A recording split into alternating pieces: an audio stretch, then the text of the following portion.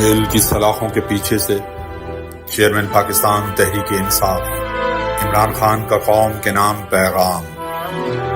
اٹک jail کے چند ابتدائی ایام میرے لیے کسی قدر دشوار رہے کیونکہ میرے سر کے عین اوپر تیز روشنی تھی، پھر مجھے بیٹھنے یا لیٹنے کے لیے بھی محض فرش ہی میسر تھا، جہاں رات کو میرے جسم پر کیڑے مکوڑے رینگتے جبکہ دن بھر مکھیاں بھن بھناتی رہتی، مگر بعد میں جب پنکھا فراہم کر دیا گیا تو اس کیفیت میں قدرے بہتری آئی۔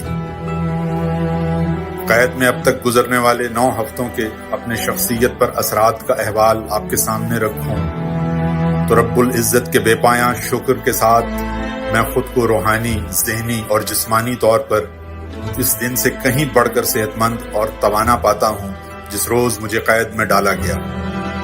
آپ یہ جان لیجئے تب اور آج کی حالت میں الحمدللہ زمین آسمان کا فرق ہے۔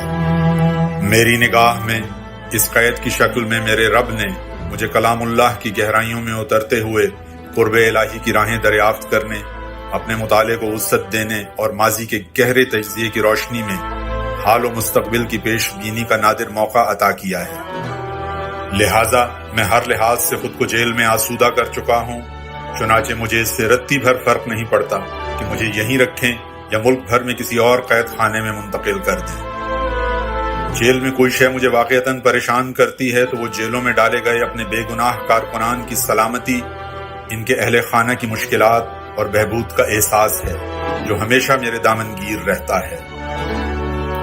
جیل میں ملاقات کے لیے آنے والے وکلاء ہی میرے لیے احوال سے آگاہی کا واحد وسیلہ ہیں۔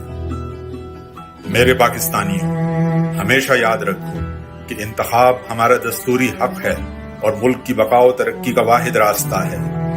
میں اپنے اس آئینی حق سے کسی صورت دستبردار ہوں گا، نہ ہی اس پر کوئی سمجھوتا کروں گا۔ دوسرا اہم پیغام جو میں آپ کو دینا چاہتا ہوں وہ یہ ہے کہ پاکستان میرا ملک، یہ دھرتی میرا اوڑھنا بچھونا ہے۔ میں کسی طور اپنا وطن نہیں چھوڑوں گا۔ خوف و ترغیبات کی آندھیاں چلا کر ملک چھوڑنے کا سوال اٹھانے والے بتائیں کہ میں اپنا وطن کیوں چھوڑوں۔ میرے پاکستانیوں، یہ بھی خوب اچھی طرح ذہن نشین کر لیجئے کہ میرے خلاف سائفر مقدمہ ڈونلڈ لو باجوہ اور امریکی سفارت خانے کو بچانے کے لیے قائم کیا گیا ہے، تاہم میں حقیقی آزادی کی اپنی جنگ جاری رکھوں گا۔ آپ نے بھی میری اور پاکستان کی لڑائی لڑتے رہنا ہے۔ آپ نے نہ ڈرنا ہے، نہ جھکنا ہے، نہ مایوس ہونا ہے، نہ گھبرانا ہے اور نہ ہی خاموش ہونا ہے۔ رب العزت ہمیں ضرور سرخرو کریں گے انشاءاللہ۔